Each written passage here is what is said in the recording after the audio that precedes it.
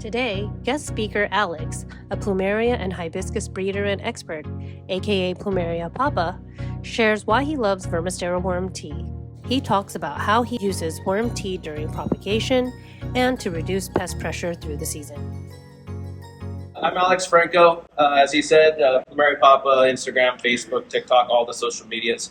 Whitefly. Everybody loves whitefly, right? Okay, so everybody's this is. Oh, I grow hibiscus. Ew, I hate whitefly.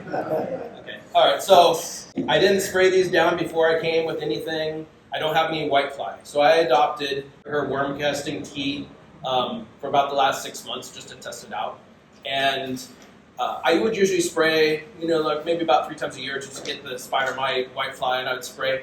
This year I haven't had to spray at all yet, so all I use is that and seaweed extract. So with that said, it's working so far. After the plants start rooting, at this, at about this stage when they start getting leaves, you can kind of tell because the leaves get shiny when they're starting to root. Then I will actually start applying worm casting tea to even something this small. Because what happens when you're in a hot little thing like this, aphids find a way. Aphids always find a way. So worm tea, spray it, and it takes care of most of them.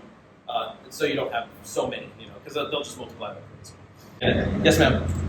The problem with hibiscus, at least in my yard, right now it has so many like this white stuff. Whitefly. Is that whitefly? Whitefly. And then it sucks out the buds. There's so many buds to bloom, but then it dries out. Okay, so first thing that you want to do, just the first thing, take your hose, not in the middle of the day. Take your hose at the end of the day when the sun's setting, put a high pressure volume on it, either with your thumb or with a gadget, and just spray it down. Just spray it all down. Do that every other day. And just do that for a week. That's going to eliminate a lot of them. I can't talk to this, sorry.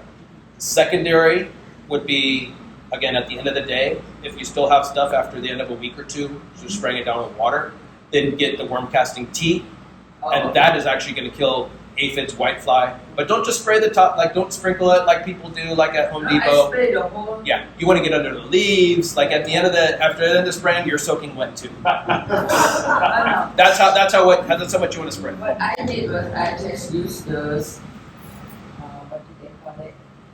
Non-toxic spray for flies and insects and all. Non-toxic spray for bugs is probably more likely going to be a soap. Most of the time, it's an insecticidal soap. If it's an organic spray. So if it is that, don't use that. Don't use soaps on hibiscus because that's going to eliminate that shiny protective coating and it'll actually create more insects for you. Because that shiny coating actually keeps the bugs off of it. They only attack the new growth. Or on the bottom, which is not shiny. The bottom is not shiny because it doesn't have that protection. So that's what I would tell you to do. But start with water. Do it for a couple weeks, only in the evenings, and then switch over to worm casting tea. That's what I would use, honestly. Yes, sir? Yes, do you use the seaweed extract also on the doubles? Is doubles the same? Yes. I use seaweed extract on everything. It is just, it's great for the soil, it's great for the plant. So it's a biostimulant.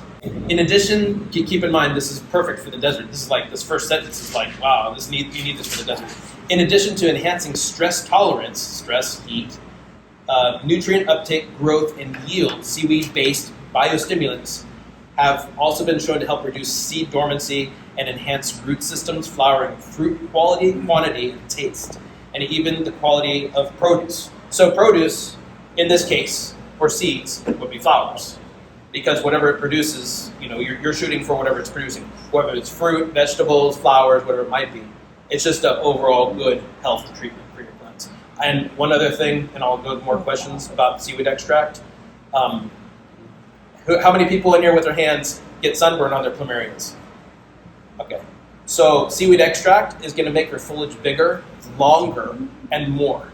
So what's going to happen is you're going to create more shade for your stems, and you won't get as much sunburn. So that's what seaweed extract does. And I've tested that side-by-side plants, and we're talking, Penang peach where the leaves are usually about this long, perfect little rounded leaves with a little bit tail. And then I did one with seaweed extract and it's like double the width and the length. So that's a really important thing for growing. Yes, ma'am. So for mealy bugs, the same process work because I got mealy bugs on my hibiscus. Yeah. And then obsessed with it. And Yeah. I tried the soaps, I tried the neem oil. Yeah, no soap. Water. No soap.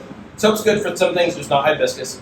So yeah, do the same thing as she did. Like I'm telling her, spray it down first. I would use the worm castings. If that does not work on mealybug, I don't keep mealybug ever. Maybe because the plants are really healthy, because I always feed them with the worm casting tea. But I would use the worm casting tea first. If that does not work, then you could use rubbing alcohol. That'll take them out in a second. Just again, make sure it's in the evening. I know you guys. I think you stepped in a little later. Just to emphasize, don't spray it in the middle of the day.